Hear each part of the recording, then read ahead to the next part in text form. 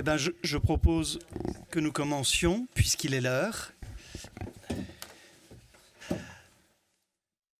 Alors, on m'a demandé d'introduire l'orateur du jour. D'abord, bienvenue, merci d'être là. Le pôle des sciences religieuses de l'école des sciences philosophiques et religieuses de l'Université Saint-Louis lance avec la conférence du professeur Rodriguez une série intitulée « Le Dieu des philosophes ». Pour vous présenter cette série, je ne peux pas faire mieux que citer quelques lignes d'un texte signé de Guillaume de Steix. L'enjeu, l'ambition, c'est de contribuer au croisement de la réflexion critique et de l'engagement religieux.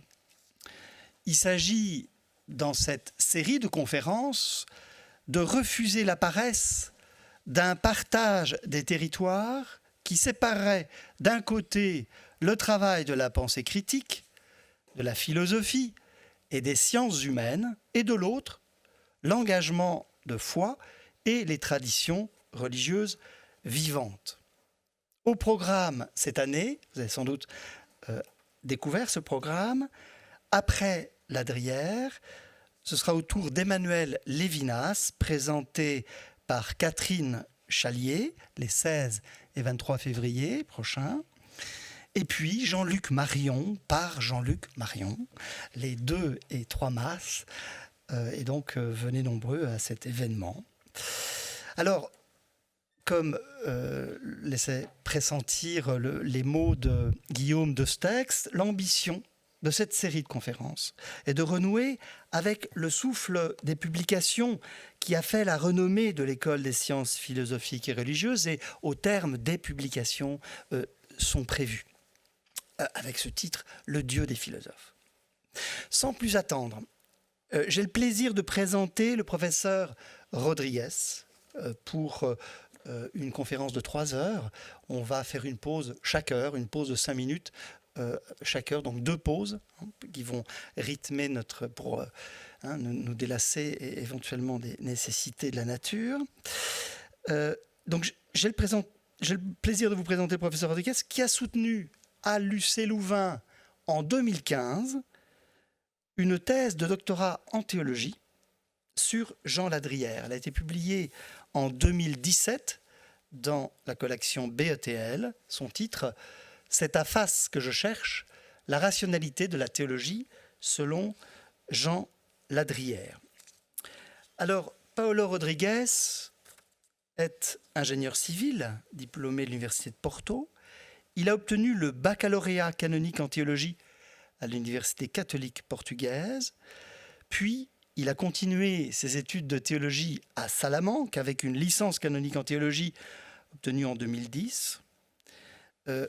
Il y a cet épisode du doctorat et aussi un assistanat de plusieurs années qui a permis aussi au professeur Rodriguez de montrer ses capacités multiples, notamment pour la création du réseau Adolphe Guéchet, à laquelle il a contribué au premier chef. Depuis ce doctorat de 2015, il a fait un master, l'appétit était encore là, un master en pédagogie universitaire à l'UC Louvain, puis un master avancé en bioéthique de la KU Leuven en 2017. Il termine actuellement un autre doctorat en sciences biomédicales à la faculté de médecine de la KU Leuven sur les enjeux éthiques de la sédation profonde en fin de vie. Et il achève au mois de janvier prochain son doctorat en bioéthique, tout en assumant la tâche de doyen de la faculté de théologie de l'UC Louvain. On n'est pas bâti pareil, voilà. Il y a des capacités de travail diverses. Il est aussi chercheur au groupe de recherche Ethics 7446 de l'UC Lille.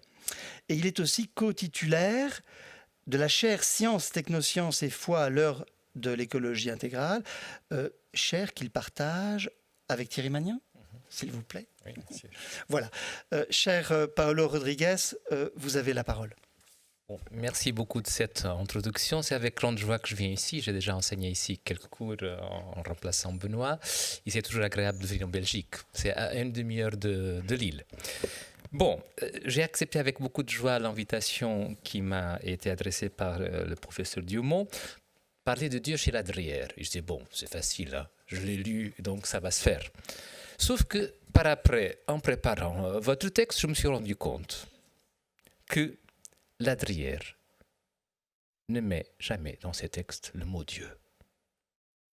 J'ai cherché, j'ai lu les 10 000 pages de toutes ces publications pendant ma thèse et je n'ai pas trouvé. Donc j'ai intitulé cette introduction « Parler de Dieu sans le nommer ». Jean Ladrière, il est le langage de la foi. Et donc, il va falloir comprendre comment Jean Ladrière s'attaque à la question de Dieu et à la question théologique sans parler de Dieu. Hein. Il a parfois des textes en italien qui ont été écrits sans employer la lettre, la voyelle I, c'est possible. Hein. Mais bon.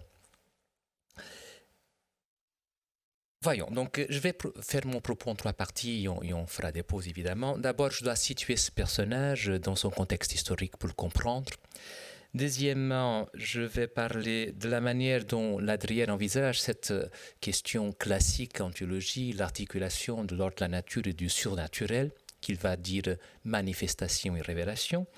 Et finalement, comment Ladrière part-il de Dieu dans le langage de la foi? Donc commençons par un itinéraire de Ladrière.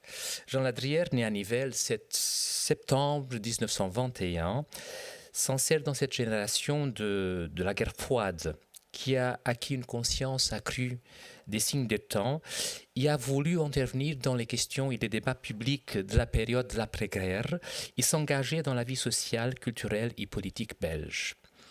En ce qui concerne Jean Ladrière, la reconnaissance internationale de son œuvre et la pertinence de sa pensée ne pose plus question, puisqu'il a fait objet de l'attribution de plusieurs doctorats honoris causa. Il a fait partie de plusieurs académies internationales. Il a été président de l'Institut supérieur de philosophie de 1977 à 1985. Voilà ce que dit Marcel Crochet, recteur de l'Université catholique de Lille, lors de ses 80 ans. De Louvain, pardon. Jean Ladrière apparaît comme un homme de grande science et de grande culture, un intellectuel de stature internationale, un homme de son temps qui a consacré sa vie intellectuelle à un effort d'élucidation des questions de la société, en chrétien ouvert au dialogue avec la culture contemporaine et avec les autres cultures, un personnage qui a marqué profondément son époque. La dimension de l'engagement dans la vie intellectuelle, sociale et politique belge est présente dès les premières années de ses études à l'Université catholique de Louvain. Si Ladrière est de plein droit un intellectuel, il faudra aussi l'identifier comme un intellectuel catholique, catégorie controversée, dont la portée et l'extension suscitent encore des discussions parmi les spécialistes. Jean Ladrière s'insère dès sa jeunesse dans les milieux intellectuels catholiques qui sont actifs en Belgique depuis la fin de la Deuxième Guerre mondiale pour leur position sur plusieurs questions et débats qui agitent la société belge.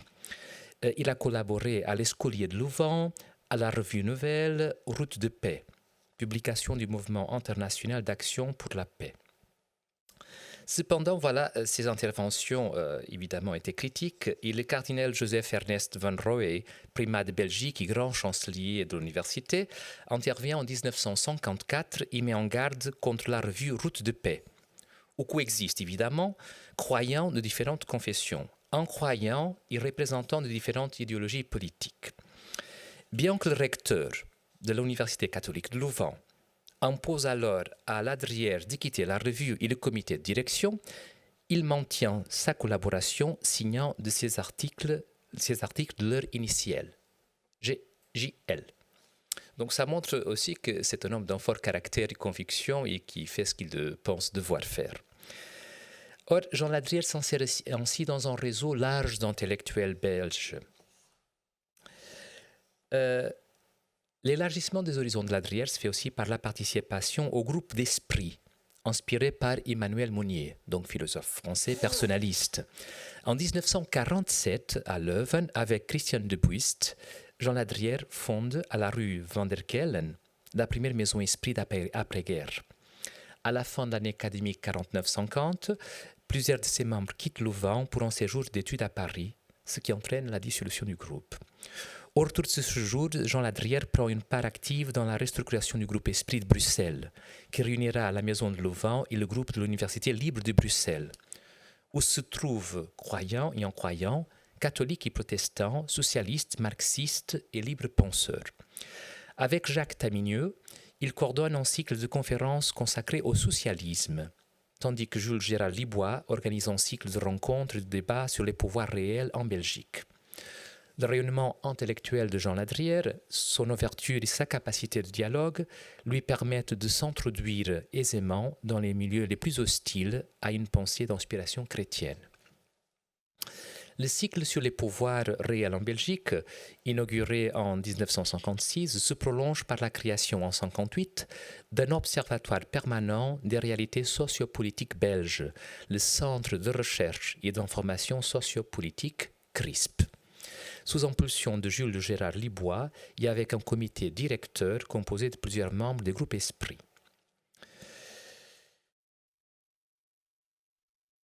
Voilà.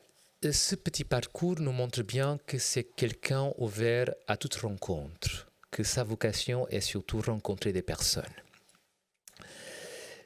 Jean Ladrière a aussi beaucoup contribué à la réflexion sur l'articulation entre la technique, la science, l'éthique et la société par des recueils d'articles majeurs, par exemple Vie sociale et destinée, les enjeux de la rationalité, l'éthique dans l'univers de la rationalité.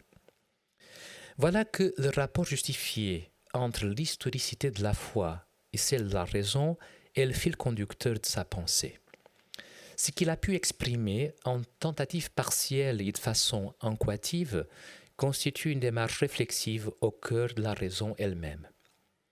À cette tâche, il a consacré le meilleur de ses forces et de ses capacités, un itinéraire marqué par des centaines d'articles.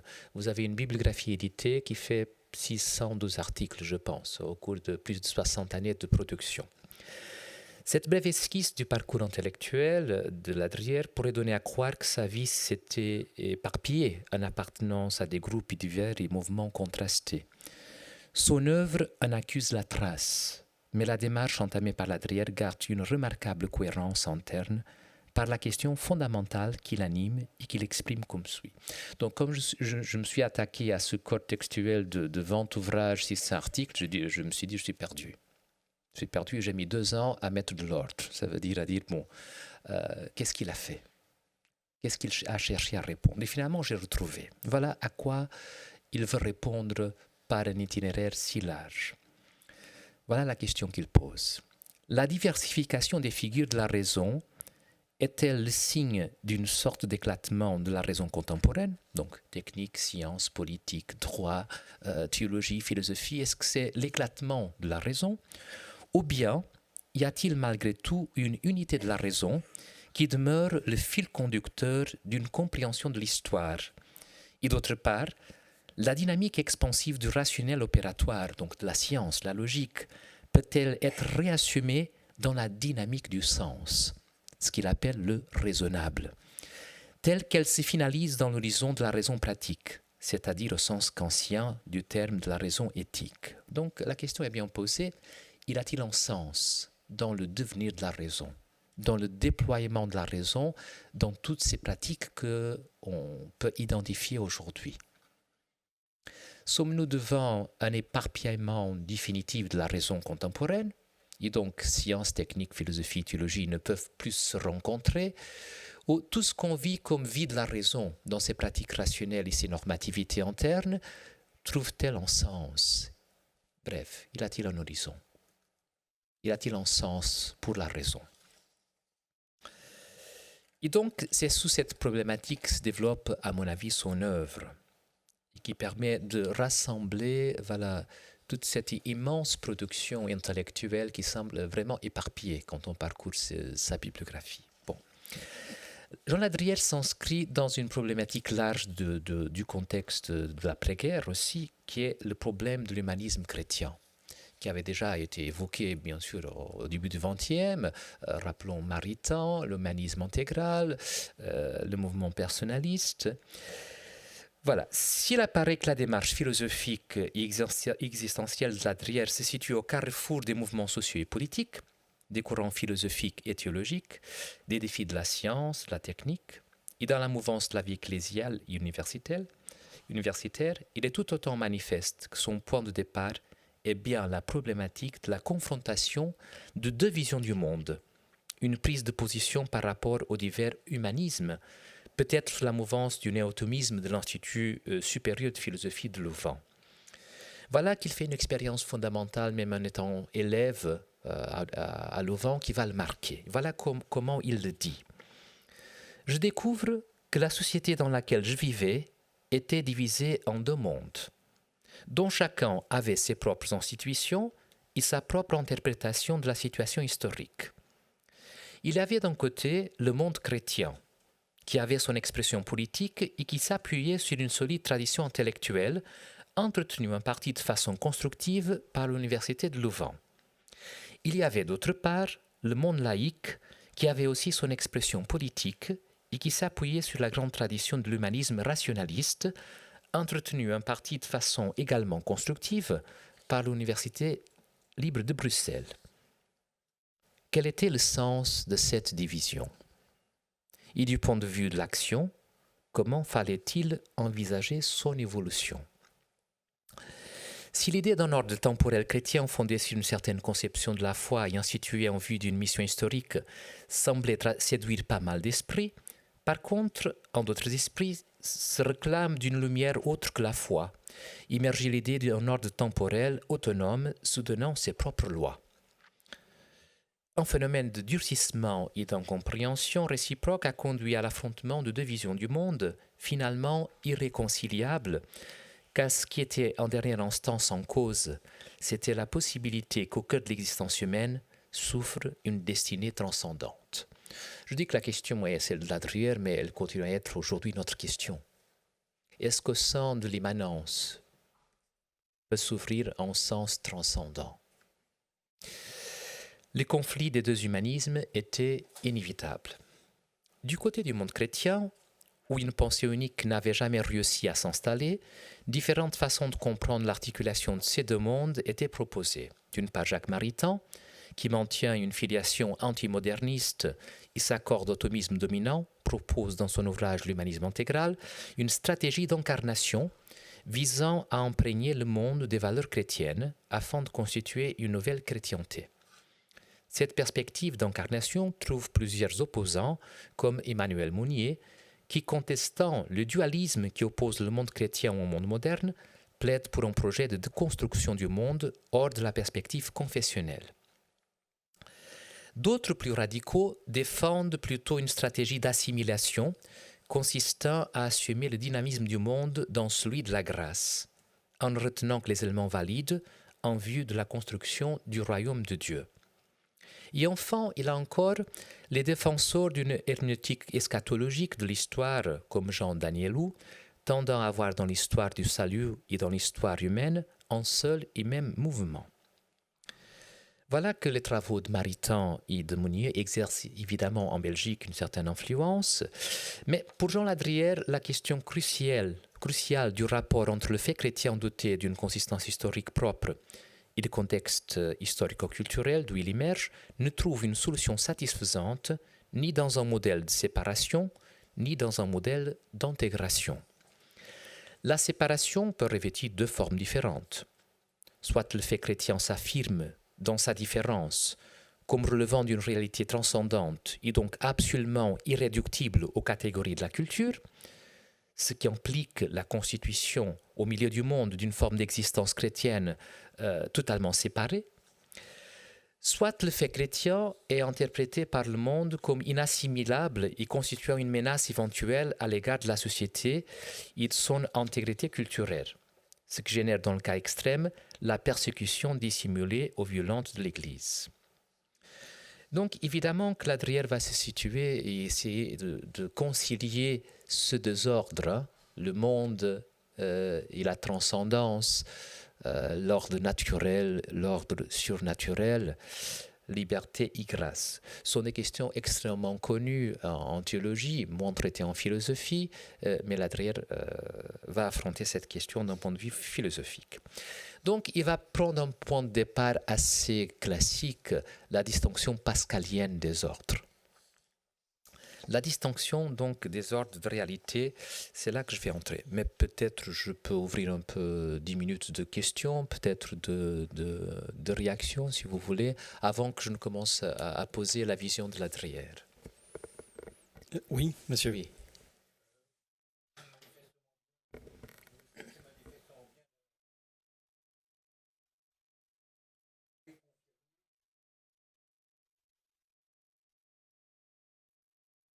Il a été engagé dans la guerre, oui. Dans ma thèse, je reprends ça. Il a été dans la guerre, oui. Et je pense que ça, je n'ai pas trouvé. Je n'ai pas de données. Il s'est engagé en novembre 1944 et qui a fait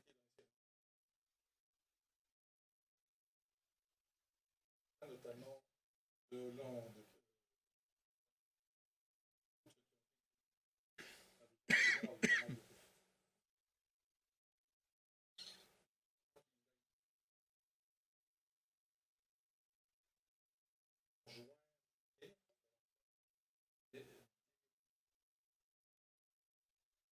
À la fin de la guerre, oui. Voilà, mais c'est quelqu'un qui est engagé, hein, et je pense que ça va le marquer profondément. Hein. Il écrit plusieurs articles sur la bombe atomique, par exemple, par après. Voilà. Il y a un contraste engagé et que après son engagement suivant, c'est dans les mouvements de réconciliation. Oui, et de la paix.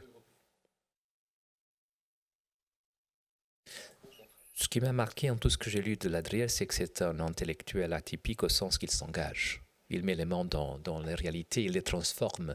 C'est quelqu'un. Par ailleurs, il a un petit article qu'il faut lire, un petit carnet qui s'appelle L'engagement. C'est un magnifique texte sur la nature de l'engagement. De tout type, hein, mais ça vaut bien la peine au présent. C'est disponible, hein, je peux même l'envoyer, parce que c'est un tout petit texte, mais qui mérite d'être médité sur la question de l'engagement. Il en a fait un article. Aussi. Voilà, oui, la bibliothèque, l'encyclopédie universalise aussi. Une autre question? Bon, je vais vous lui poser un peu le oui, s'il vous plaît.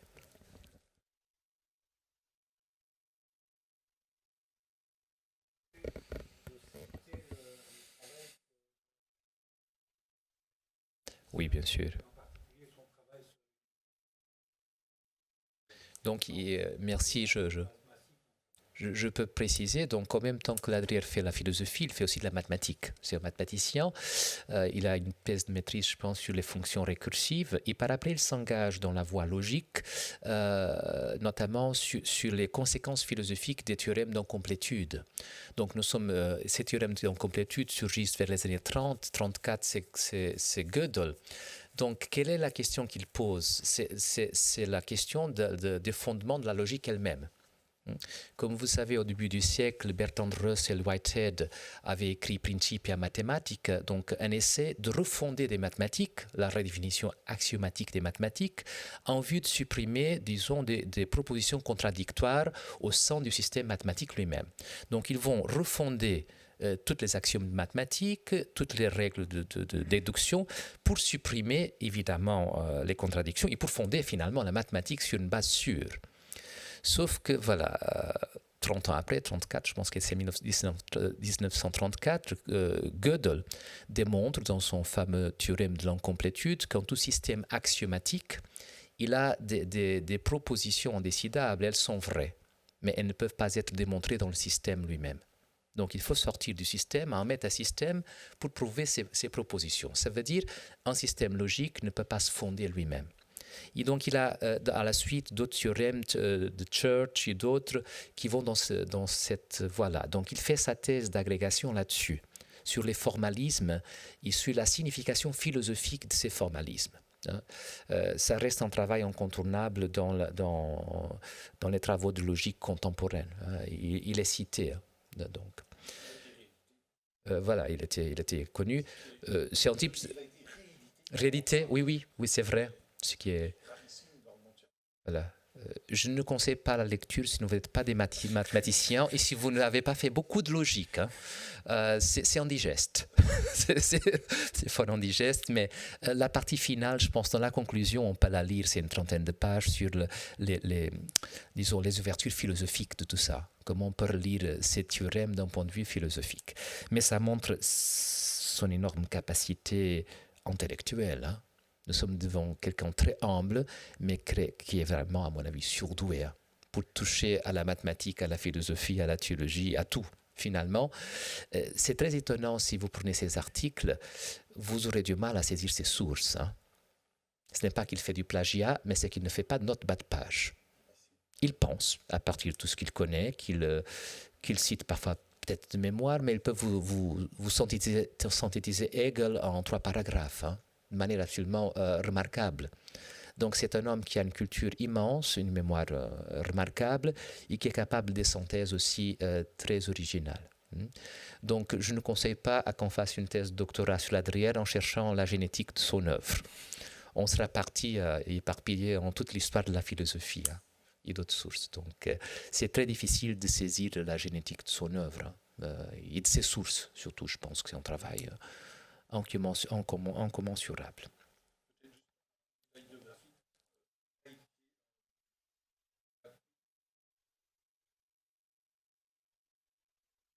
Oui, aussi.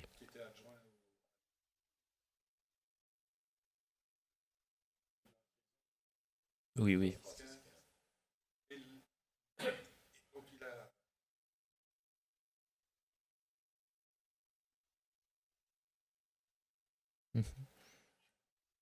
C'est très étonnant dans ces articles que bon, ça progresse de manière très philosophique, très méthodique, et à la fin, il a une envolée mystique vers la lumière. Hein, on dit, bon, il a décollé. Ce n'est plus de la philosophie, hein, ce n'est plus de la théologie non plus, c'est un élan mystique, spirituel qui va vers d'autres régions, hein, je dirais la région de la révélation, de la mystique, je dirais.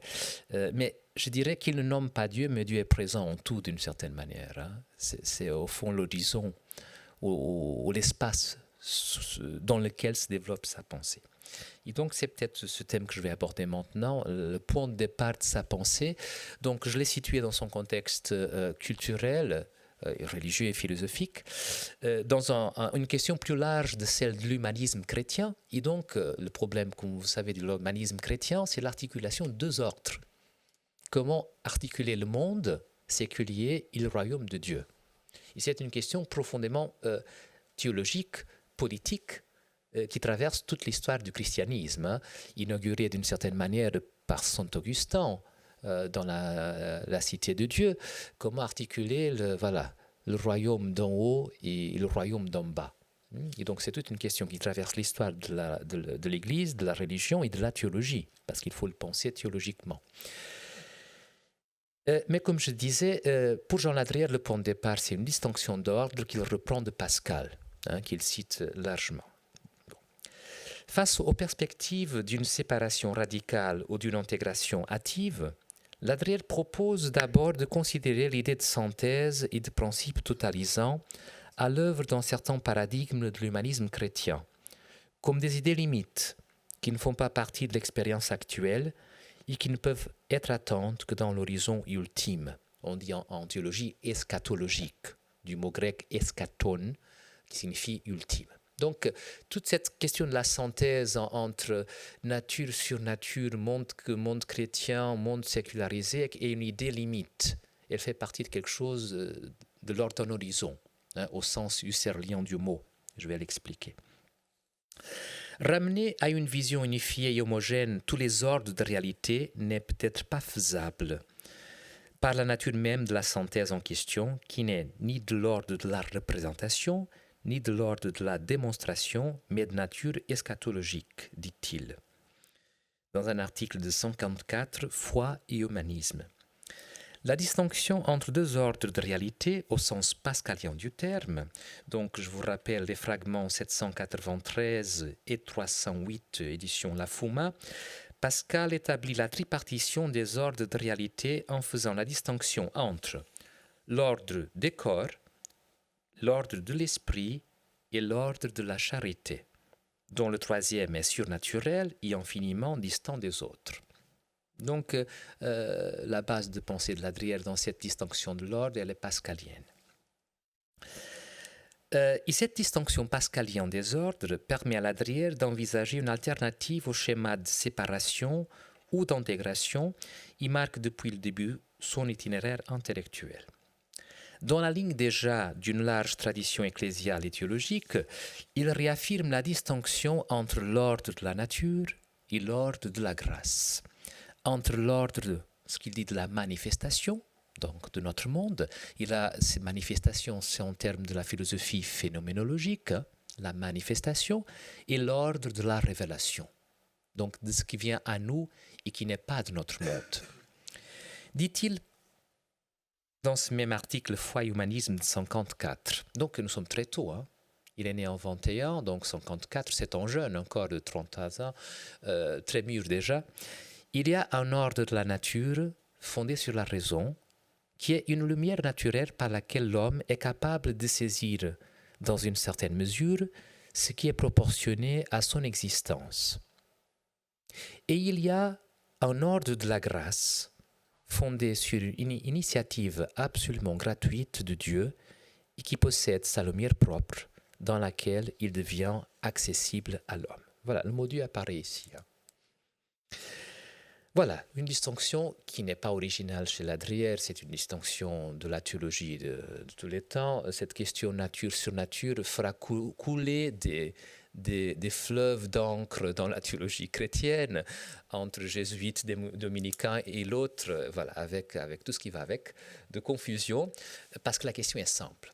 Soit on peut déduire l'ordre surnaturel du ordre naturel, et là nous sommes dans une forme d'émergentisme, la déduction du surnaturel du naturel, soit elles sont absolument séparables et séparées, et donc comment les articuler sans que cet ordre surnaturel plombe l'ordre naturel. Donc la question n'est pas facile et elle n'est pas résolue. Donc on peut encore largement discuter.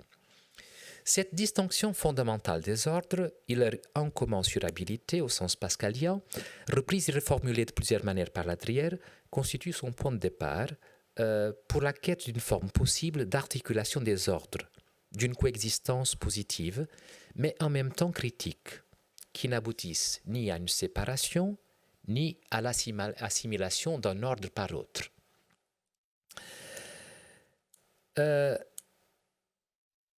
Et le problème du rapport de ces deux ordres, donc nature, l'ordre naturel et l'ordre surnaturel, est un problème de la raison théorique, mais c'est aussi un problème de la raison pratique.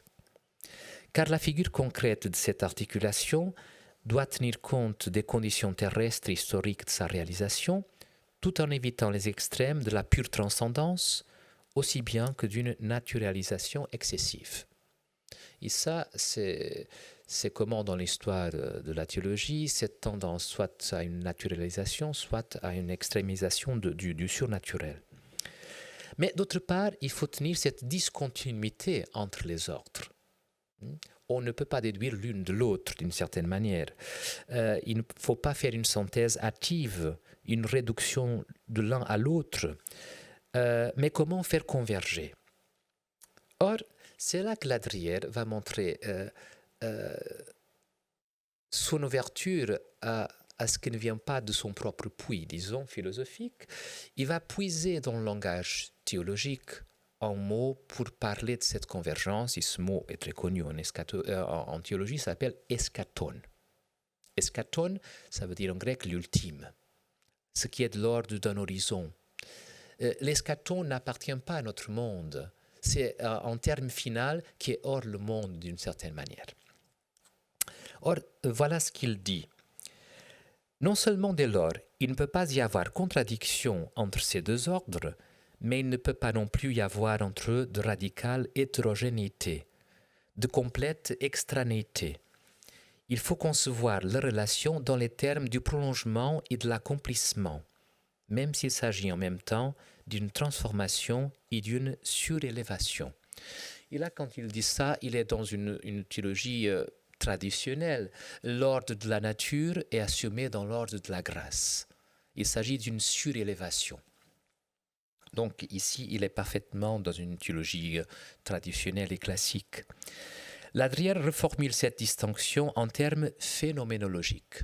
N'oublions pas que l'Institut de philosophie de Louvain est un foyer de la phénoménologie contemporaine, qu'on a reçu les fonds Blondel, Husserl, etc. Et donc que Ladrière baigne aussi dans ce mouvement de la phénoménologie. Donc comment est-ce qu'il va reformuler la question nature-grâce en des termes phénoménologiques? Il va distinguer deux ordres de réalité auxquels correspondent deux formes fondamentales de donation, la manifestation et la révélation. Et quand je lis ici donation, je ne peux pas résister à faire le lien, évidemment, avec ce que vous allez entendre avec Jean-Luc Marion, qui est un phénoménologue, qui va vous parler de la donation et de la donation en excès, du phénomène et du phénomène saturé. Jean-Luc Marion appartient à ce qu'on appelle le tournant théologique de la phénoménologie, ou le tournant phénoménologique de la théologie, je n'en sais, mais bon, il va vous en parler du phénomène saturé.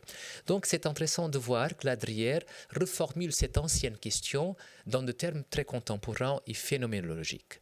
Donc l'ordre de la nature, c'est l'ordre de la manifestation, et l'ordre de la grâce, c'est l'ordre de la révélation.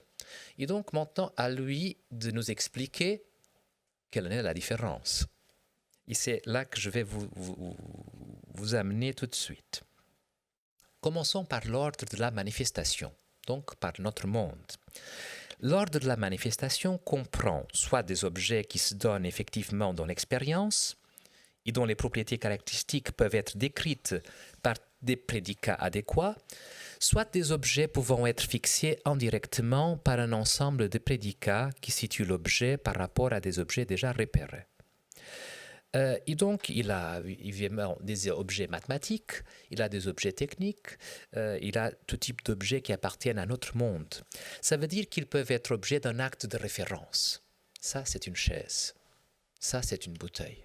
Je peux indiquer, je peux faire de la prédication. La chaise est noire. Voilà, ils permettent un acte de référence. Ils permettent un acte de nomination, un rapport entre un nom et le référent, soit la désignation renvoyant à une monstration, soit la description. Ça veut dire je peux décrire ou je peux montrer. Un enfant, quand il vous demande ce que c'est un chat, c'est plus facile de dire voici un chat. Donc je montre le chat et le petit, désormais, sait reconnaître un chat. Ou je peux lui décrire un chat. Il a deux oreilles, du poil. Bonne chance pour qu'il comprenne la différence entre un chat et un chien. Bon, ça c'est tout ce qui appartient à cet ordre de la manifestation peut être objet d'une description ou d'une monstration, directe ou indirecte. Or, qu'est-ce que c'est se manifester pour Ladrière? C'est entrer dans un espace de visibilité, sous des conditions déterminées par un horizon. Le champ phénoménal, c'est l'espace où la chose se produit en tant que phénomène. À la manifestation sont indissolublement liées l'existence, c'est par quoi l'être devient manifeste, les conditions qui rendent possible la manifestation et la possibilité même de la compréhension du processus par lequel la manifestation a lieu. Donc, se manifester, c'est entrer dans un champ de visibilité selon certaines conditions. Et donc, pour Ladrière, la manifestation est un processus et pas un état. C'est se positionner dans le réel. Donc, je ne vais pas développer plus cette question qui est plutôt de l'ordre de la philosophie, de la phénoménologie, pour vous dire, voilà, là, Ladrière n'improvise rien, il se sert simplement d'une philosophie disponible, la phénoménologie, qui nous permet de décrire ce qui apparaît dans le champ de la manifestation et dont Jean-Luc Marion vous saura éblouir parce qu'il a beaucoup écrit là-dessus, évidemment.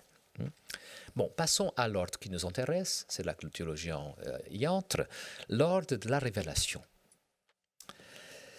La description de l'ordre de la manifestation selon la dualité structure-événement, parce que, voilà, Ladrière distingue dans cet ordre de la manifestation ce qui est de l'ordre de la structure. Voilà, ce monde a une structure dont la physique met à jour les propriétés, mais il a ici dans le monde l'événement. ce qui vient sans être attendu. Mais qu'en est-il dans l'ordre de la révélation? La révélation est le mode propre selon lequel la réalité divine apparaît et se rend accessible. Ce processus par lequel le non-visible devient visible, se dévoile, se donne à comprendre, tout en restant dans l'invisibilité. Caractère paradoxal de cette réalité auquel convient le mot de mystère. Voilà le défi pour le théologien. Comment parler d'un Dieu qui se donne à voir tout en restant invisible? Quand j'explique la christologie à mes étudiants à Lille, je leur dis, ne pensez pas que les apôtres allaient derrière Jésus avec une bougie. Hein. Ce n'était pas évident du tout que ce Jésus, en juif, était lui-même Dieu et fils de Dieu. Hein. Ça a pris un certain temps à s'habituer à l'idée. Hein. Et l'Église elle-même a pris 5 ou 6 siècles à formuler cela dans un langage conceptuel. Ce n'est pas évident. Et même, comment voir le logos invisible dans la personne humaine de Jésus? Le Père reste invisible, donc c'est très paradoxal, ce Dieu qui se montre et qui se voile. Déjà dans l'Ancien Testament, dans l'épiphanie de l'Exode, mon visage, tu ne peux pas le voir sans mourir. Donc, un Dieu qui se montre et qui reste invisible. C'est là que convient vraiment le mot mystère, ce qui se manifeste tout en restant invisible d'une certaine manière. Ladrière constate d'une part que le mot Dieu existe, ce qui entraîne une question inévitable sur les significations possibles et la réalité qu'il vise effectivement. Or, c'est une donnée de l'expérience, le mot existe, ça veut dire qu'il a été inventé pour désigner quelque chose. De même que le mot ordinateur a été inventé pour désigner un objet technique. Donc si le mot existe, ça veut dire que les hommes qui ont inventé le mot ont voulu désigner une expérience ou une réalité.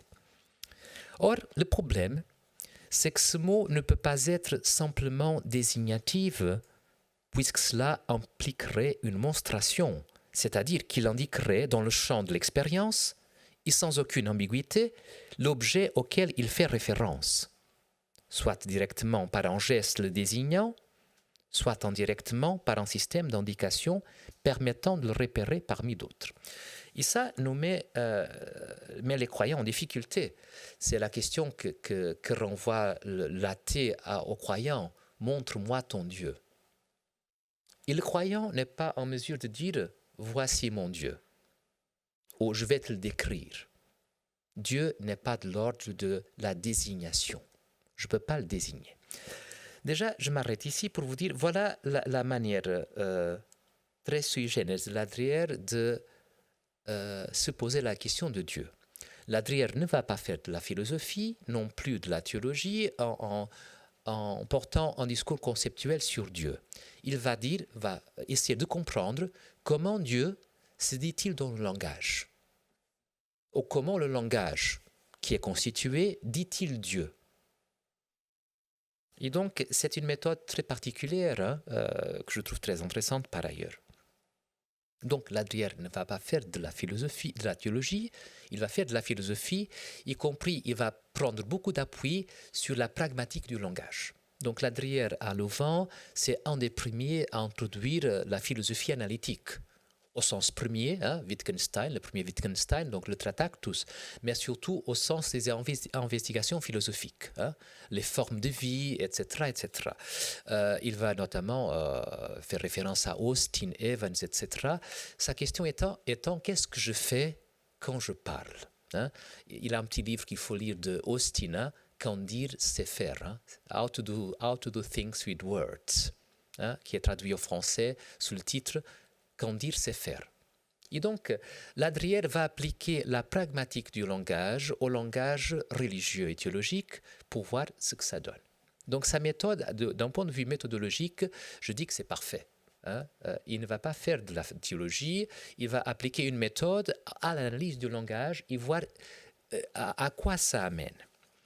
Le terme Dieu ne peut pas non plus être considéré en tant que nom stricto sensu, car la signification du nom purement référentiel lui est conféré par un acte de décision fondatrice, par lequel ce nom est attribué à l'entité qu'il va désormais désigner. Donc, vous savez, on ne sait pas faire l'anamnèse de cet acte fondateur. Qui a donné le nom de Dieu à Dieu? La philologie ne pourrait pas nous le dire. Quel est l'acte fondateur par lequel je désigne une certaine expérience religieuse, une certaine épiphanie, et je dis c'est Dieu. L'hypothèse rémanente est celle qui pense le mot Dieu comme terme descriptif, comme notation abrégée d'une description consistant en un ensemble de prédicats précis qui identifient de manière univoque l'entité visée.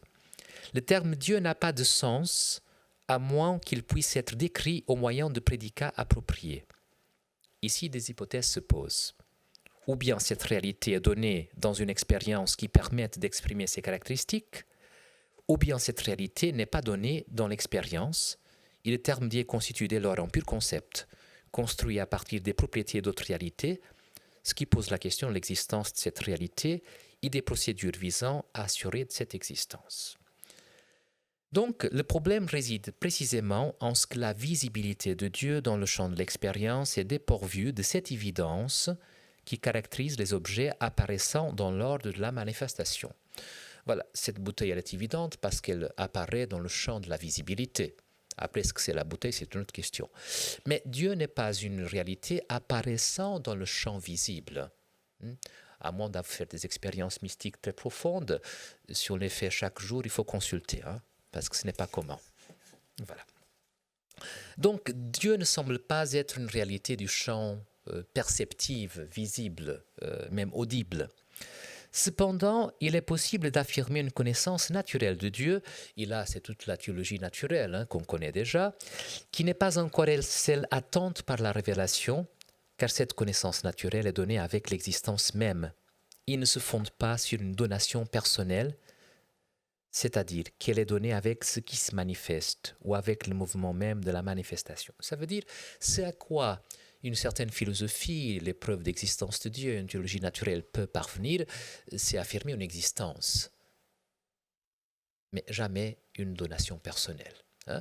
Les 5 voies de saint Thomas d'Aquin, donc Dieu comme cause première, Dieu comme finalité, etc., ne permettent pas, Dieu comme moteur immobile, ne permettent pas d'affirmer une donation personnelle. Personne ne se mettra à genoux devant la cause première ou le moteur immobile. Parce que ça n'engage pas une existence et ça n'engage pas une relation. Donc le Dieu qui vient de la philosophie ou de la pensée philosophique sera toujours dépourvu de cette personnalité et de cette donation. Selon Ladrière, dans la compréhension de la manifestation, Dieu peut être compris comme principe originaire et originant, comme acte d'autoposition originaire, condition ultime de la structure de manifestation. Ça veut dire une analyse de la création permet de saisir Dieu comme origine, Dieu comme cause, Dieu comme fondement de la réalité. C'est la théologie naturelle, mais cela ne permet pas de l'affirmer en tant que personne. Ou bien il peut être compris aussi dans le sentiment de l'expérience éthique, dans la responsabilité devant autrui, la source non visible d'un appel intransigeant inéluctable, c'est ce qu'on appelle l'épreuve déontologique que vous trouverez chez Kant, par exemple, dans la critique de la raison pure. Ou bien, et c'est la troisième hypothèse, et là nous quittons le terrain de la philosophie, la reconnaissance du divin peut avoir lieu dans la dimension religieuse et sacrée, qui émerge dans l'histoire humaine et qui renvoie vers une réalité entrevue comme radicalement séparée, inaccessible et finalement irreprésentable.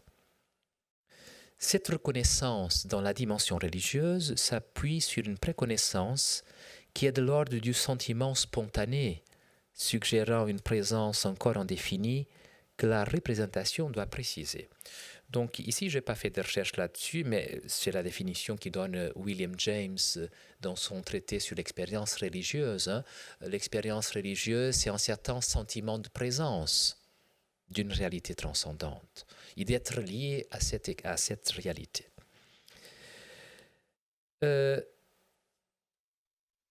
Donc, il y a un contraste que l'Adrière met bien en place entre une connaissance naturelle de Dieu, qui vient par la raison, la philosophie, qui aboutit à une certaine idée de Dieu, d'une donation personnelle que je peux saisir dans une expérience. Or, voilà que le propre de cette révélation de Dieu, c'est qu'une réalité invisible se donne, y apparaît comme invisible. Jean-Luc Marion va vous le dire comme ça, voilà le phénomène saturé, qui se donne dans une telle lumière qu'il apporte qu'on ne parvient pas à le voir même.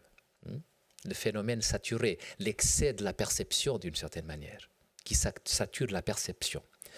Ce qui se révèle ne se donne pas dans la lumière de la visibilité, sous la forme d'une figure saturante.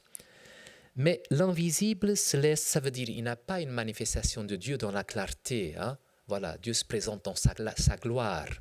Même dans l'Ancien Testament, cette gloire se manifeste dans la colonne de feu, dans la colonne de fumée, dans le nuage. Ça veut dire, ça se manifeste et ça se cache. Dieu n'apparaît pas dans une visibilité saturante. Il se laisse saisir comment? Il se laisse saisir par des signes, par des paroles, par des figures et des gestes, qui tout en ayant le caractère d'immédiateté qui appartient à la donation sensible, demandent cependant un travail interprétatif de la raison visant à saisir leur signification. Et ça, c'est tout à fait ajusté à la notion de révélation en théologie. Le grand document du Concile Vatican II, Dei Verbum, va dire la révélation, c'est la automanifestation de Dieu par des paroles, des signes, des gestes. Ça veut dire que la révélation de Dieu est toujours médiée, il a toujours une médiation entre Dieu et nous. Et là, l'Adrière est tout à fait classique et tout à fait dans une théologie Dei Verbum. Ça veut dire Dieu se manifeste pas de manière directe, il ne donne pas son essence à la manifestation, mais il se manifeste par des paroles, gestes, signes qui doivent être interprétés. C'est toute la Bible, c'est toute l'Écriture. Hein? L'Écriture, comme vous savez, ce n'est pas un livre d'histoire, c'est l'expérience religieuse d'un peuple, et par après Israël, et d'une communauté chrétienne, qui doivent lire dans les événements, les paroles, les signes, la présence de Dieu. Et ça relève de l'herméneutique. C'est pourquoi le christianisme n'est pas une religion du livre, non plus du livre dicté. Rien n'est dicté. Et ça, l'Adrière l'avait bien compris, c'est que ces écrits, ce sont le témoignage d'une expérience vécue et interprétée. Donc, évidemment, l'Adrière va se situer dans le plan du langage. Son objet, ce n'est pas Dieu en lui-même, ce n'est pas l'expérience religieuse, ce n'est pas ses formes sociologiques, c'est Dieu dans le langage. Et c'est pourquoi j'ai appelé ma conférence, c'était dans le train que j'ai trouvé le titre, « Parler de Dieu sans le nommer ». Comment parle-t-on de Dieu? C'est ça sa question. Et qu'est-ce que le langage de la foi dit sur Dieu? Et donc, cette révélation de Dieu est essentiellement événement survenant dans la trame historique, de façon absolument inattendue et imprévisible, comme une parole située dans un espace et un temps déterminé, ne pouvant être reconnue que dans les signes et les événements historiques et devant être traduite par la médiation du langage humain, puisqu'elle se rapporte à une réalité qui transcende le domaine de l'expérience sensible. Donc, c'est dire en termes théologiques, Dieu se dit en langage humain. Dieu passe par une médiation humaine. Dieu risque, je dirais, il faut un colloque à la gaucher, Dieu risque du langage. Ça veut dire un Dieu qui s'expose et qui se laisse dire dans un langage humain et par des instruments humains. Un Dieu qui se laisse dire en hébreu dans une culture juive, dans un contexte historique précis. Au risque du biais, au risque de la perversion du langage, au risque de tout ce que l'herméneutique comporte de subjectivité, au risque de ne pas être compris. Donc Dieu au risque du langage. Ce qui est le plus significatif de la vie de l'Adrière, c'est que la foi chrétienne proclame non seulement l'avènement de la parole de Dieu, mais la venue de Dieu en tant que parole subsistante elle-même à un lieu déterminé de l'histoire. Et là, vous avez évidemment l'écho du prologue de Saint Jean. La parole, au commencement, c'était la parole était auprès de Dieu, la parole était Dieu, et cette parole descend. Donc, ce dont il est question dans le christianisme, ce n'est pas simplement que Dieu parle, mais c'est que la parole se fait chair. Et ça, c'est un très grand problème, évidemment. La parole éternelle qui était en Dieu, le logos, on dit en grec asarkos, le logos sans chair, se rend accessible sous la forme d'une présence personnelle, dans une chair juive et dans un contexte concret. En Jésus-Christ, l'invisible, en demeurant au-delà de toute figuration, s'est rendu visible dans son invisibilité.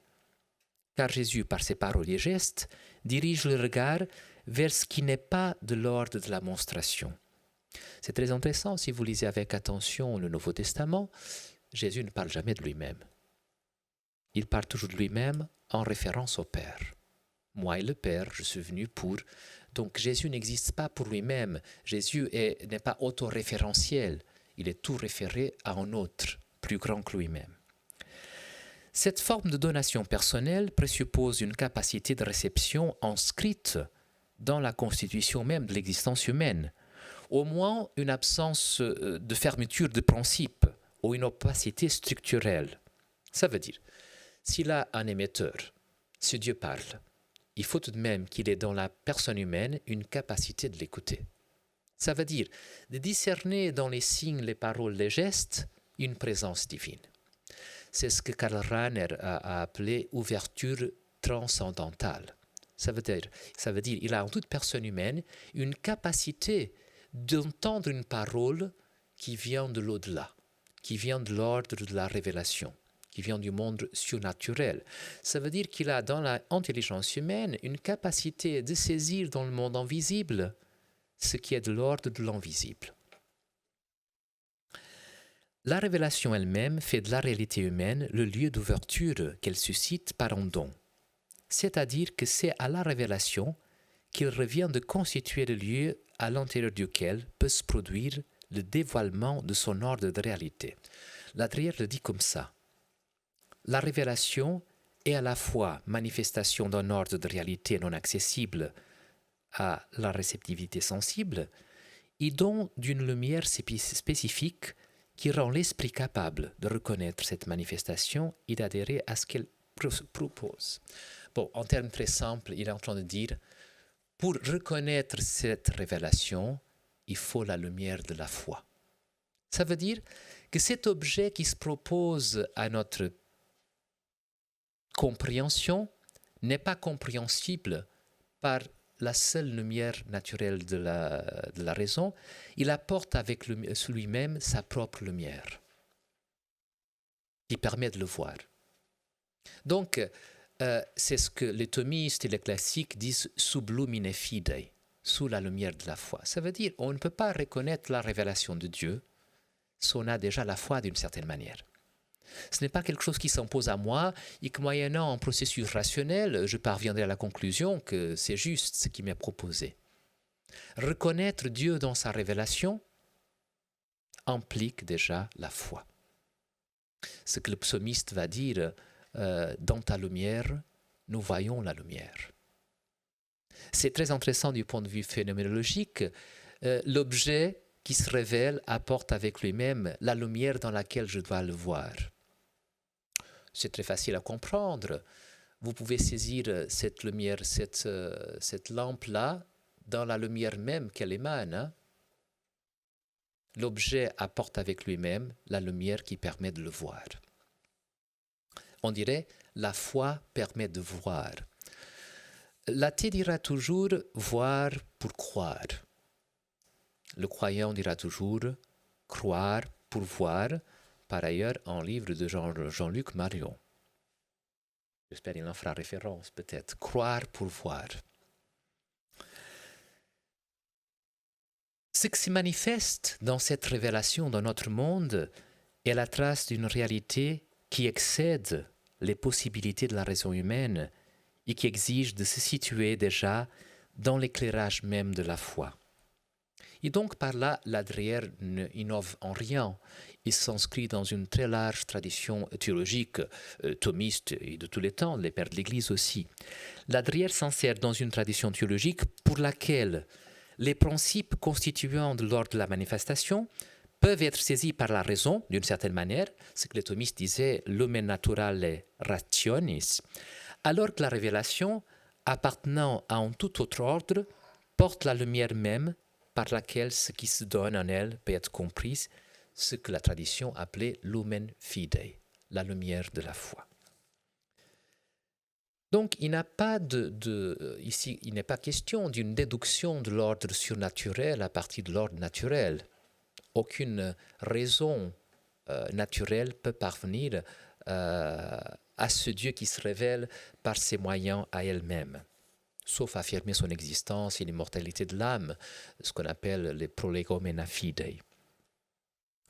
La révélation apporte un excès par rapport à ce qui se rend accessible à la compréhension dans l'ordre de la manifestation, car elle ouvre à la vie interne du principe même, qui est toujours en retrait dans la manifestation. Ça veut dire ce qui est propre de ce Dieu, c'est de se manifester et en même temps rester caché. C'est encore toute une tradition mystique, hein, surtout des mystiques renants. Pensons à Eckhart, le Deus abscondi, tout ça, le Dieu caché. C'est toute la tradition de la théologie apophatique, d'un Dieu qui ne peut finalement pas se dire en langage humain. Cette belle prière de Grégoire de Nazianze, ô toi au-delà de tout, quel nom peut te chanter? Quel nom te dire? L'ordre événementiel de la révélation n'est pas donné avec cet ordre créé, il survient. Donc Dieu est quelque chose de l'ordre d'un événement dans notre monde, ce qui vient sans être attendu. Le projet, c'est ce qui est attendu. L'événement, c'est ce qui n'est pas attendu. Ce qui ne peut pas être déduit de l'ordre naturel. Il a évidemment, la Drière est en train de récupérer la philosophie du process de Whitehead avec ce concept event. L'événement, c'est ce qui arrive sans être prévu, c'est la nouveauté, c'est ce qui ne peut pas être déduit du projet et du monde. Et donc, c'est dans l'ordre de la révélation, la Drière va distinguer deux choses. L'ordre de la constitution, qui est la création, et l'ordre de l'événement qui est le salut, ce qui vient sans être attendu. Ça veut dire que d'une part, je peux saisir Dieu à partir de la réalité créée.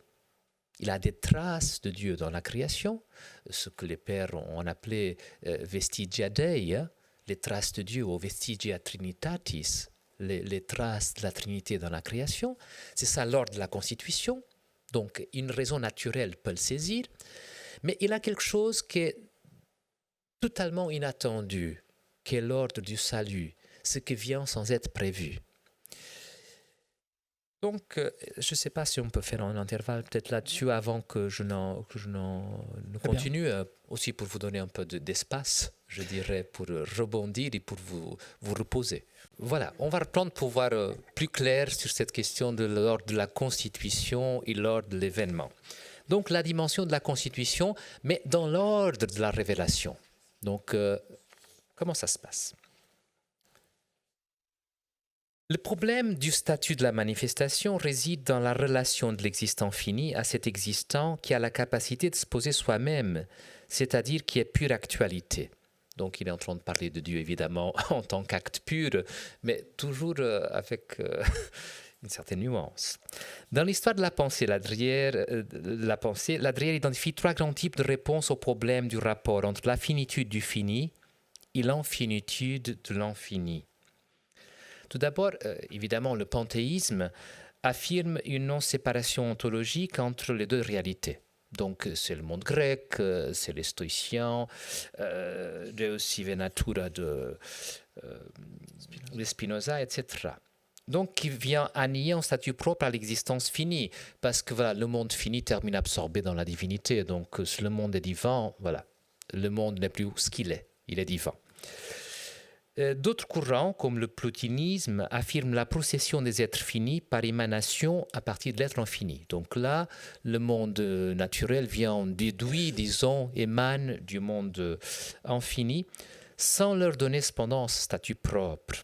Enfin, la solution de la métaphysique créationniste propose une séparation et une distinction ontologique entre les deux réalités, affirmant une relation de création qui veut rendre compte de la constitution des choses. Et donc là, nous sommes évidemment dans un cadre de religion, notamment de la religion judéo-chrétienne, qui affirme une création. Et dire création, c'est dire séparation, c'est dire distance entre le divin, Dieu, et la réalité créée. Dieu n'appartient pas au monde. C'est un des sens, si vous voulez, de la Genèse, dans ce fameux 7e jour, où Dieu, qui n'est pas fatigué, se repose. Ça veut dire, il prend distance de ce qu'il a créé. Il n'est pas le monde, et le monde n'est pas Dieu. Donc, le concept de création est essentiellement un concept théologique. Bien que le concept de création admette une reprise spéculative, c'est en tant qu'idée religieuse que la création a affirmé son statut d'appartenance à l'ordre de la révélation.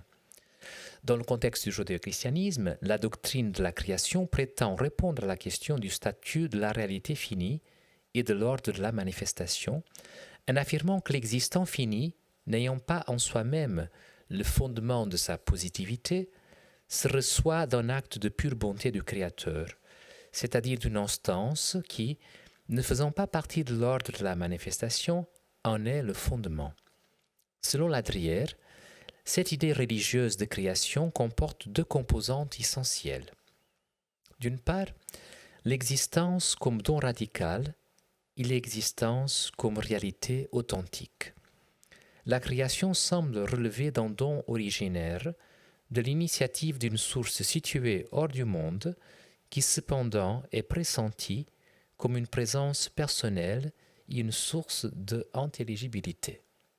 Si je traduis cela en termes théologiques, vestigia Dei, vestigia Trinitatis, les logos, logo espermatikoi, les semences du Verbe, c'est ce que je peux saisir dans la création de son origine, de son fondement. L'existence, quoique reçue, est aussi une existence authentique, car chaque étant a en lui un principe d'autoposition, une structure constitutive et un dynamisme qui lui sont propres et par lesquels il s'affirme dans la spécificité de sa détermination. Ça veut dire la création a ses lois propres, la nature a ses lois propres, donc c'est de l'ordre de la constitution. Mais quand je dis création, au lieu de dire monde, je suis en train d'inaugurer une relation entre ce qui est là et un principe constitutif et fondateur qui s'appelle Dieu. Donc le mot création est un mot qui dit relation d'origine. Si vous prenez ça, ça devient plus facile de lire la Genèse. La Genèse n'est pas une description d'un commencement, mais la description d'une relation, d'un rapport. Par ailleurs, Bereshit, Bara, Elohim, ce n'est pas au commencement. In principio, en tête. Ce n'est pas de l'ordre d'un temps, c'est de l'ordre d'une relation. Donc là, Ladrière met l'ordre de la constitution. La création est de l'ordre d'une constitution, c'est une structure. Mais c'est une structure qui fait partie aussi de l'ordre de la révélation d'une certaine manière. Qu'en est-il de la dimension événementielle, qui nous pose évidemment problème? Dans le langage de la foi chrétienne et de l'interprétation théologique, le concept de salut admet un double sens. Le sens négatif d'une délivrance du mal, du péché et tout ce qui empêche l'accès à la vie, et le sens positif d'un accomplissement de l'existence humaine. Le salut, du point de vue théologique, ne résulte pas du simple développement des potentialités et de l'actualisation des possibilités de l'existence humaine, car il suppose un moment de rupture, une initiative gracieuse venant de Dieu qui n'appartient pas au déroulement naturel de l'existence et qui ne découle d'aucune nécessité ou exigence positive, même si ce don est objet d'un désir, il doit s'accorder à la potentialité réceptrice de l'être humain. Ça veut dire, même si je peux déceler des structures de réception de la grâce, ça n'implique pas que la grâce soit donnée. Parce qu'il faut tenir à cet axiome fondamental de la théologie que la grâce, c'est Dieu en se donnant, donc elle ne peut pas être exigée, elle n'est pas nécessaire d'une certaine manière. Nécessaire au sens que elle pourrait être exigée et donc que Dieu doit répondre à cet appel. Ladrière pense le salut comme un événement, une survenance inattendue où converge l'absolu et le contingent de manière singulière. Il s'agit d'un processus d'instauration d'un état de choses par une chaîne complexe d'événements historiques en lesquels Dieu s'autocommunique et entre dans l'histoire humaine. Là, il est parfaitement exégète et théologien. Voilà, Dieu entre, il se donne dans une histoire qui est la nôtre, dans notre monde. Mais tout cela est encore de l'ordre de l'événement, de ce qui survient sans être attendu. Moïse au Sinaï ne s'attendait pas au buisson ardent. Ce n'est pas attendu. Ça se manifeste, comme d'autres manifestations aussi. Comme le remarque justement Ladrière, ces événements se situent dans l'ordre historique plutôt que dans l'ordre ontologique, car il s'agit de la révélation de l'économie du salut, d'un appel à une métamorphose qualitative de l'existence et à l'accueil d'une destinée, de l'instauration à l'intérieur de l'ordre même de la Constitution d'un nouvel ordre de choses. Ça veut dire que le salut se fait et se donne dans la création, évidemment. Et donc, peut-être ça nous permet de faire le lien. Dont la singularité l'oppose nettement à l'universalité qui caractérise l'événement ontologique. L'événement du salut, qui se donne dans l'ordre de la manifestation de manière singulière, par des signes, des paroles et des gestes, affecte cependant le domaine de la constitution, en particulier l'existence humaine, laquelle est convoquée désormais à la possibilité d'une configuration excédant ses pouvoirs et ses attentes. L'instauration d'une relation filiale avec Dieu par la médiation du Christ. Ça veut dire, cet événement vient dans notre monde, mais il s'agit bien sûr, dans la trace d'une théologie tout à fait classique, d'une surélévation. Il vient à notre monde à l'ordre de la Constitution, mais pour le surélever, pour l'amener à un autre ordre de choses. Et là, c'est tout à fait une théologie classique. Donc l'ordre de la nature est surélevé par la grâce. Comprendre les réalités de la foi comme appartenant à l'ordre événementiel qui se donne dans l'ordre de la Constitution, mais qui reste cependant distant, permet à Ladrière de dépasser un certain dualisme qui, en les opposant, les rendait finalement incommunicables. Donc je pense que le but de Ladrière, c'est d'affirmer cette distinction classique entre ordre de la nature et ordre de la grâce, mais de rendre possible tout de même la communication entre ces deux ordres, ou l'assomption de l'un par l'autre. Quel est le rapport, donc, de la création au royaume de Dieu?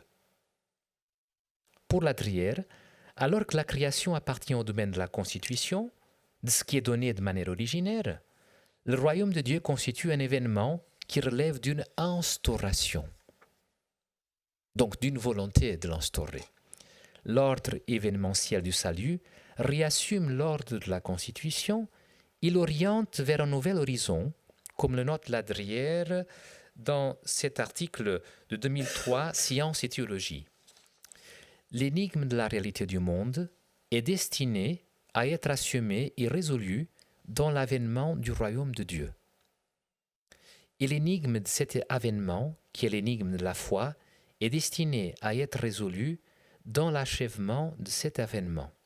Ça veut dire l'ordre du monde et l'ordre de la révélation se correspondent d'une certaine manière. Ils s'orientent l'un à l'autre, comme s'ils se renvoyaient mutuellement d'une certaine manière, mais tout en restant indépendants. Il existe entre l'ordre de la création et l'ordre du salut une distance marquée, celle qui s'ouvre entre la constitution et l'instauration, l'essence et le processus, la structure et l'événement, le visible et le non visible, l'effectif et ce qui est encore objet d'espérance. Cette distance instaure une différence radicale entre les deux ordres, mais nullement une opposition ou une exclusion mutuelle. Le défi se situe précisément dans une articulation des deux ordres, qui respectent leur autonomie, tout en évitant une réduction ou une subordination de l'un à l'autre. Comment penser conjointement le régime de causalité sous-jacent à l'ordre de la manifestation et celui de la gratuité qui caractérise l'ordre de la révélation? Bref, et c'est la question que vous m'avez posée, comment articuler structure et événement? Voilà, c'est un bon thème pour une autre thèse, mais que je n'entends pas le faire ici. Bon, j'ai maintenant un autre point de mon exposé, les langages de la foi. Comment Ladrière va maintenant donc analyser les langages où se dit cet événement de la venue du royaume de Dieu dans notre monde? Nous y voilà.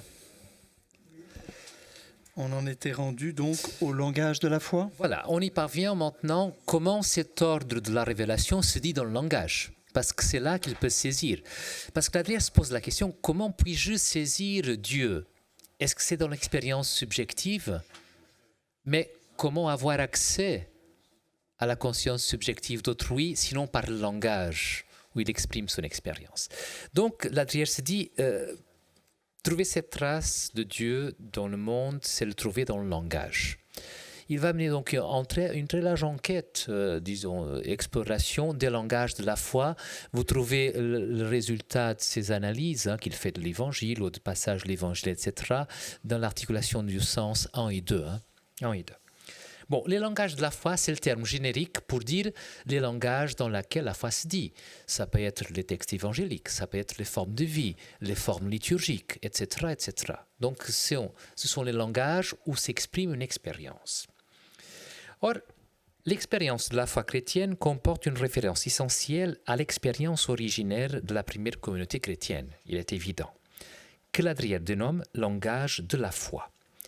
Mais le langage de la foi ne s'épuise pas dans le récit où se refractent des événements fondateurs, car l'interprétation continue de ces textes et l'expérience personnelle des chrétiens, au fil du temps, se traduisent en des langages divers, tels que le langage de la prédication, de la liturgie, du magistère ecclésial, des mystiques. Ce sont pour Ladrière des langages médiateurs qui, n'ayant pas le statut fondateur du langage biblique, sont cependant des expressions de la foi qui s'efforcent de faire apparaître le sens de ce qui a été donné par la révélation. Jean Ladrière propose de ressaisir cette expérience antérieure, non plus à partir de l'analyse de l'acte de foi, donc subjective, c'était la méthode traditionnelle théologique, analyser l'acte de foi, donc l'acte subjectif et objectif de la foi, fidesqua, fidesqui, etc. Mais saisir cette expérience à partir de l'analyse et de l'interprétation des formes objectives dans lesquelles se dit la foi, s'organise l'expérience originaire chrétienne et s'exprime la conscience croyante. Précisément, le langage permet de faire le lien entre un acte antérieur insaisissable et un donné extérieur objectivable. Il s'agit de mettre au jour, à partir de l'analyse des langages de la foi, le processus d'articulation et d'extériorisation du sens, aussi bien que détecter la trace d'une expérience vécue et de la structure de la réalité que ces langages visent. C'est ce qu'il dit en articulation du sens 1. Ainsi, tenter d'appréhender la foi dans les formes de langage qu'elle se donne, ce n'est pas la réduire au simple fonctionnement d'un système de règles particulier. C'est se donner la chance de découvrir, dans l'objectivité d'un dispositif producteur de sens, la trace de la structure constitutive d'une expérience. Donc, ce qu'on cherche à saisir à travers le langage, c'est l'expérience qui origine ce discours et ce langage. L'expérience de Dieu, évidemment. Donc, nous ne sommes pas ici en quête de Dieu, mais de l'expérience de Dieu qui se dit dans le langage. Il ne faut pas le confondre non plus. Premier langage, le langage de la foi comme parole. Quelle est la différence entre un discours et une parole, finalement? Pour Jean Ladrière, même si le discours et la parole s'enracinent dans le langage, leurs conditions communes de possibilité, ils impliquent deux dimensions irréductibles. Les discours, je dis discours, les discours rationnels, par des opérations formelles, cherche à expliciter ce qui apparaît dans le champ de la manifestation, à saisir par des liaisons et enchaînements conceptuels les structures du monde et le processus de devenir interne de la réalité. Ces discours constituent une représentation approximative du monde, une reduplication du réel. Donc ici, c'est la conception du discours comme représentation du réel. La diversification arborescente des discours traduit précisément la pluralité des méthodes d'approche du réel qui, en mettant en évidence différents aspects d'intelligibilité de celui-ci, permettent la constitution d'un savoir en système. Donc il y a le discours mathématique, le discours de la physique, le discours de la biologie, qui saisissent certaines dimensions du réel. Dans la révélation, ce qui se donne est une réalité tout autre, qui ne se donne pas en une visibilité immédiate. Cette réalité invisible se présente comme altérité irréductible, qui reste tout autre dans sa survenance inattendue et inconditionnée. Elle se donne, effectivement, par des signes et par la parole. La parole révélante est la nouveauté absolue de la manifestation de Dieu en Jésus-Christ. Révélation du mystère de Dieu et corrélativement de l'être humain, annonce de la bonne nouvelle du salut et instauration effective de la réalité annoncée, le royaume de Dieu. Donc ici, c'est la dimension performative aussi de la parole. Elle fait ce qu'elle dit. Par conséquent, la parole renvoie nécessairement aux événements fondateurs qui confèrent à la révélation sa factualité historique. Ce qui se donne par le langage se présente comme parole interpellante et personnelle, comme un événement imprévisible qui rejoint l'être humain comme un appel qui le concerne. La révélation suppose la capacité de saisir la parole en tant que parole et pas en tant que discours, et de comprendre ce qui se donne comme instance appelante, c'est-à-dire que la parole est appel à la reconnaissance de la présence d'un autre. La parole sollicite une réponse sous la forme d'une parole qui est déjà une sortie de soi vers un autre.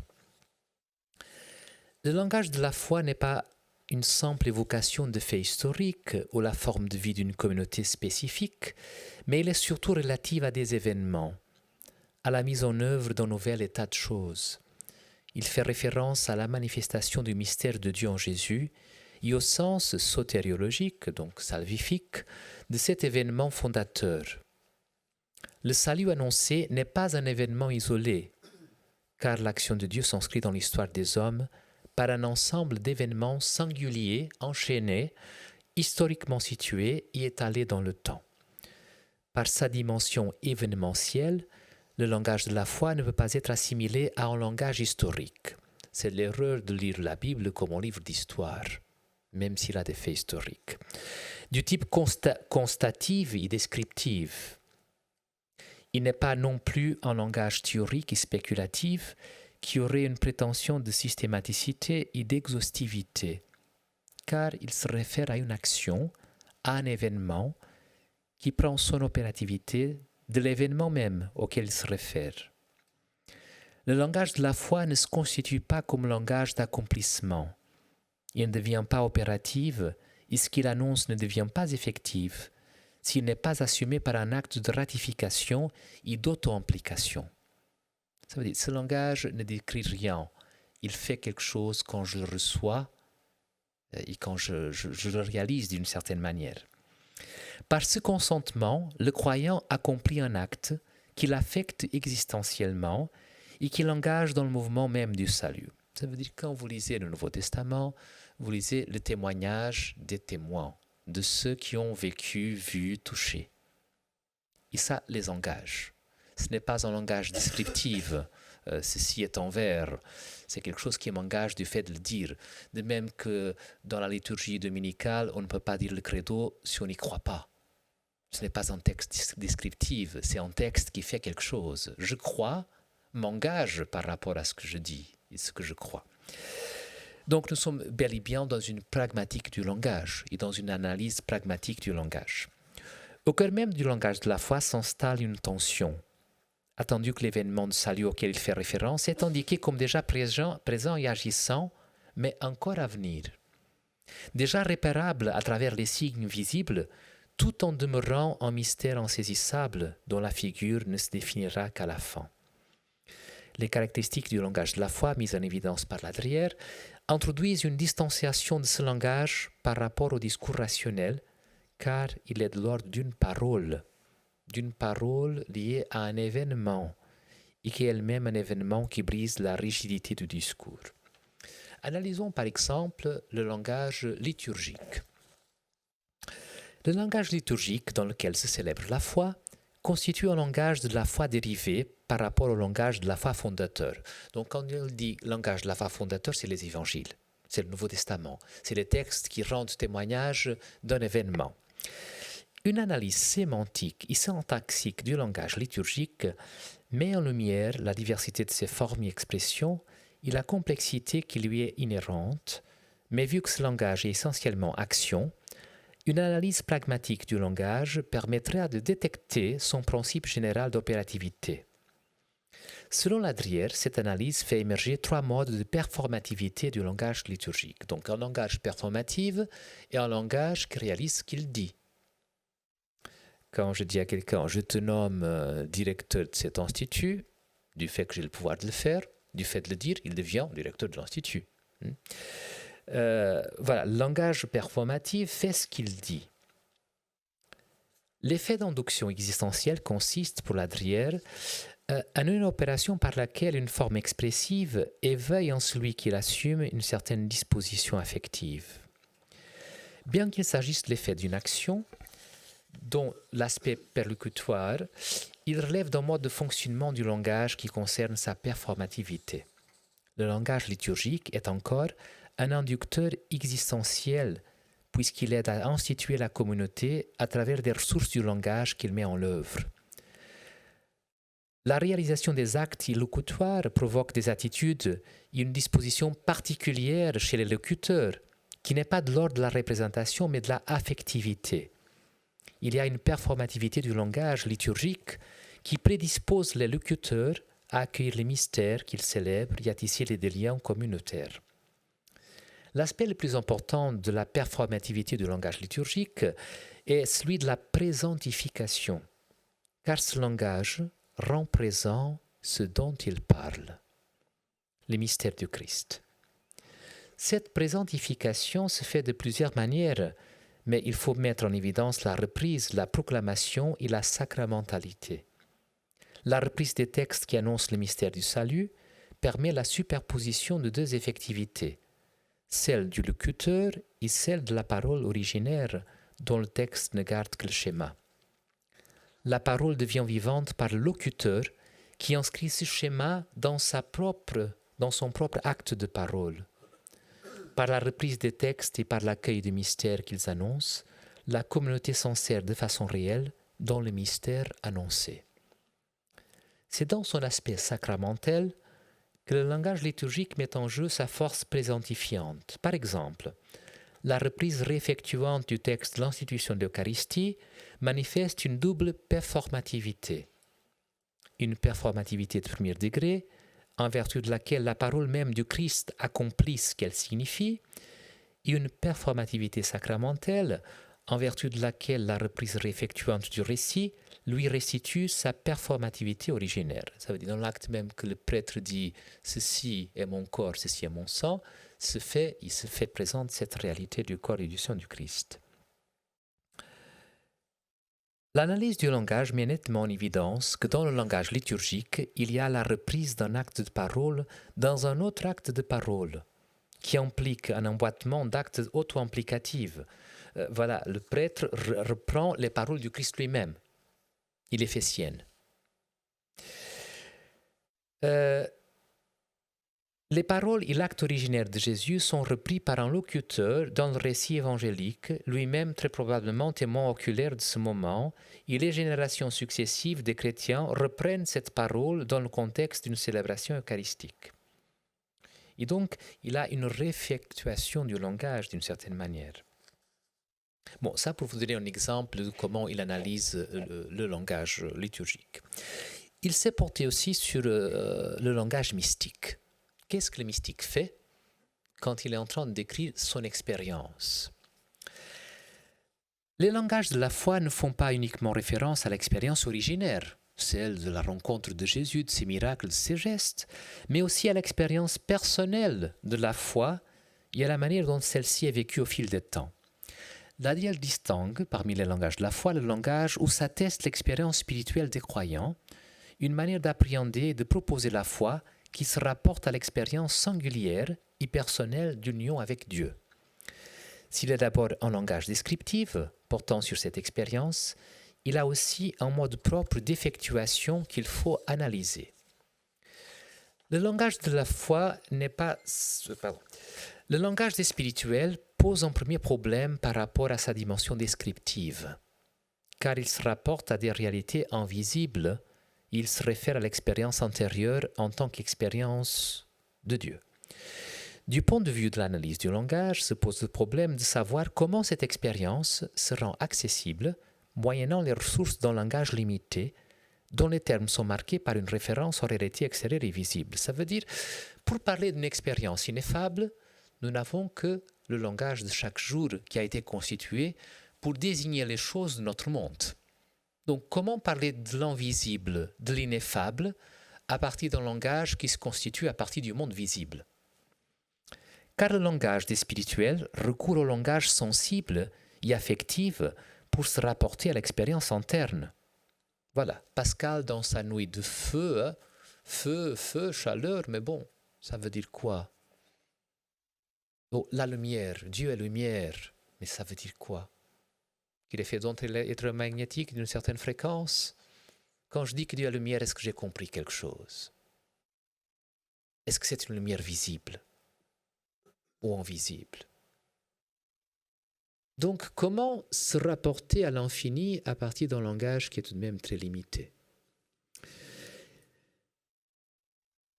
Mais voilà, qu'est-ce que font les spirituels? Ils font ce que Ladriel appelle une transvaluation sémantique, en utilisant les termes et expressions de façon à faire apparaître une signification seconde à partir de ce qui est déjà donné dans la signification première. Or, cette opération est évidemment guidée par l'analogie, qui établit un rapport entre la signification première et la signification seconde, entre l'expérience perceptive à laquelle renvoie la signification première et l'expérience ou l'état antérieur décrit. Et donc, le langage des spirituels recourt à une traduction symbolique de l'expérience vécue pour structurer l'expérience interne, esquisser la réalité à laquelle il fait référence et la rendre compréhensible. Donc, au-delà de sa fonction descriptive, ce langage a une efficacité qui lui est propre. En tant qu'expression d'une expérience interne, il s'agit d'un langage expressif, qui comporte aussi des éléments du type de l'engagement ou de la conduite. Le langage des spirituels est auto-implicatif. Quand je fais récit de mon expérience, je m'engage en ce que je suis en train de dire. Évidemment.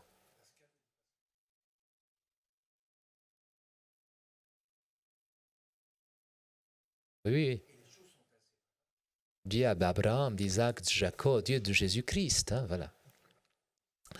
Donc, le langage des spirituels est auto-implicatif. Hein, je m'implique en ce que je suis en train de dire comme expérience. Ce n'est pas un langage purement descriptif. On n'est jamais pur observateur de sa propre expérience. C'est toujours une expérience vécue. N'oublions pas aussi que ce que nous apprend aussi la psychologie, c'est que dans le récit d'expérience vécue, je reconstruis l'expérience, hein, qui n'a pas d'expérience non plus son langage, hein, que le langage structure l'expérience vécue. Quand vous êtes en train de raconter un rêve, vous êtes déjà en train de structurer le rêve vécu. Hein. Il y a une différence entre le rêve vécu et le rêve raconté, même si on veut rester très descriptif. Donc c'est un langage auto-implicatif. Hein. Ici, il reprend Evans. Celui qui décrit son expérience l'atteste simultanément comme étant vrai. Il assume le sens qu'il y découvre à la lumière de la foi. Il prend sur lui ses exigences et ses implications. Donc, Ladriel remarque que l'articulation discursive donne à l'expérience antérieure la possibilité d'une objectivation et d'une représentation externe, aussi bien qu'elle lui procure un champ de structuration dans lequel se déploie son intelligibilité. L'articulation discursive permettant à l'expérience antérieure une articulation lui ouvre aussi un espace d'interprétation à plusieurs niveaux. Interprétation littéraire, psychologique, religieuse. Cependant, ce langage garde des caractéristiques d'un langage affin, au sens d'Evans. Ça veut dire, le lecteur, pour qu'il puisse comprendre le langage mystique, il doit d'une certaine manière partager son expérience. S'il n'a pas une expérience affin, il n'y comprendra rien. Faisons-nous les expériences. Peut-être parmi vous, il y a des grandes mystiques, on n'en sait rien. Mais prenons les grandes œuvres de Thérèse d'Avila, le livre de la vie, les demeures, ou les grandes écrits de Saint Jean de la Croix. Si on n'a pas vécu cette expérience, on n'y comprend rien. On est perdu. Qu'est-ce que c'est la nuit des sens ou la nuit de la foi si on ne l'a pas vécu? Certes, on peut se faire une certaine image, mais ça veut dire la compréhension du langage des spirituels implique une certaine affinité. D'autre part, ce langage peut être aussi un inducteur existentiel, ça veut dire qu'il peut provoquer une expérience spirituelle. Rappelons-nous de cette scène fameuse, Edith Stein, première philosophe assistante du Husserl, juif, bon, mais pas très croyante, qu'un jour se rend chez ses amis, qui partent au cinéma, et elle reste à la bibliothèque. Et elle prend, par hasard, le livre de la vie de Thérèse d'Avila. Donc c'est le livre où Sainte Thérèse d'Avila décrit ses grâces mystiques, depuis qu'elle a commencé à en avoir, jusque-là où on est. Et que, voilà, Edith Stein lit pendant toute la nuit, il m'attend, elle finalement termine le livre, le ferme, il dit « Ceci, c'est la vérité ». Ça veut dire qu'elle fait une expérience. Ce langage, la description d'expérience de Sainte Thérèse induit chez Edith Stein une expérience spirituelle. C'est l'expérience qu'on fait aussi dans la lecture de la Bible, voilà, normalement. Ça veut dire que c'est un langage affin. Il produit aussi quelque chose, il se comprend quand on a une certaine expérience aussi. Voilà, le langage des spirituels. Je pourrais aussi analyser d'autres types de langage, mais bon, je ne vais pas continuer. Pour vous dire, l'essentiel ici de l'approche que Ladrière fait de Dieu, ce n'est pas penser Dieu, ce n'est pas analyser l'expérience religieuse, c'est voir comment Dieu se dit-il dans les objectivités de sens qui sont les langages, dans lesquels la foi se dit. Voilà.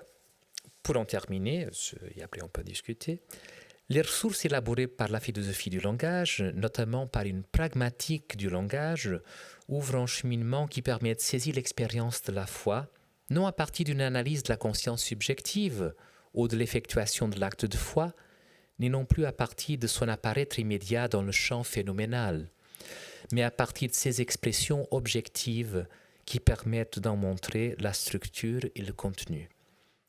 La démarche analytique pourrait être proposée comme le chemin idéal pour la déconstruction et la disqualification des langages de la foi. C'est dans ce sens parfois que la philosophie analytique a été utilisée pour déconstruire le langage de la foi. Or, ce qui est toujours remarquable chez Ladrière, c'est qu'il reprend tout ça pour en faire une autre chose. Donc, il reprend la philosophie analytique première et seconde pour montrer que les langages de la foi se laissent aussi analyser par cet outil et en faire ressortir des résultats tout à fait intéressants. Cependant, ce qui ressort de l'application au langage de la foi des outils développés par la linguistique et la philosophie analytique, c'est une dynamique de signification qui se laisse précisément saisir dans ses régularités et dont les principes régulateurs peuvent être finalement déterminés.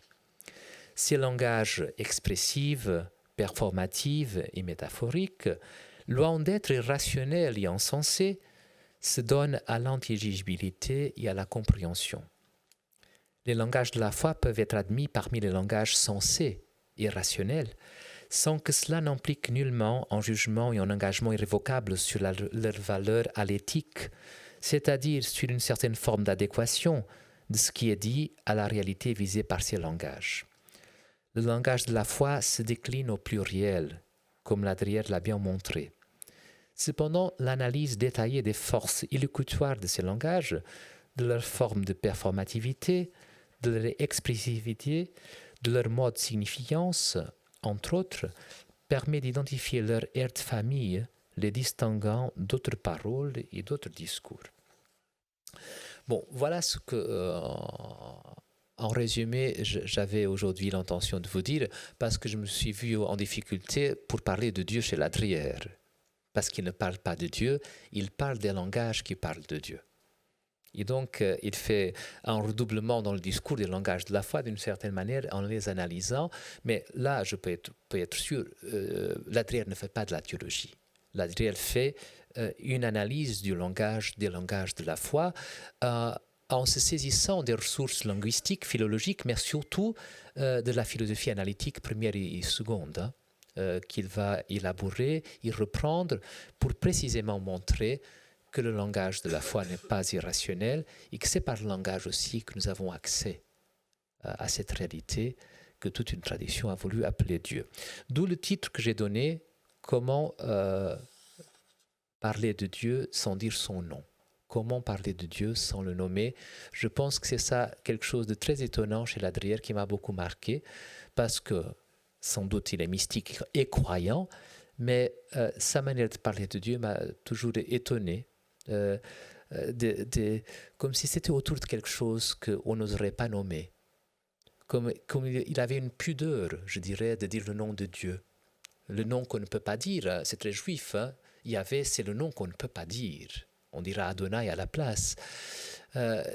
C'est l'impression qui m'est restée de la lecture de Ladrière, c'est que Dieu y est tout le temps, mais qu'il a une forme de silence, d'abord peut-être méthodologique, mais d'autre part d'une forme de pudeur, que comme si dit Dieu, ça serait épuiser son essence. Et donc qu'on ne le dit pas, d'une certaine manière, on le saisit à travers les expressions et les langages que les êtres humains ont constitués.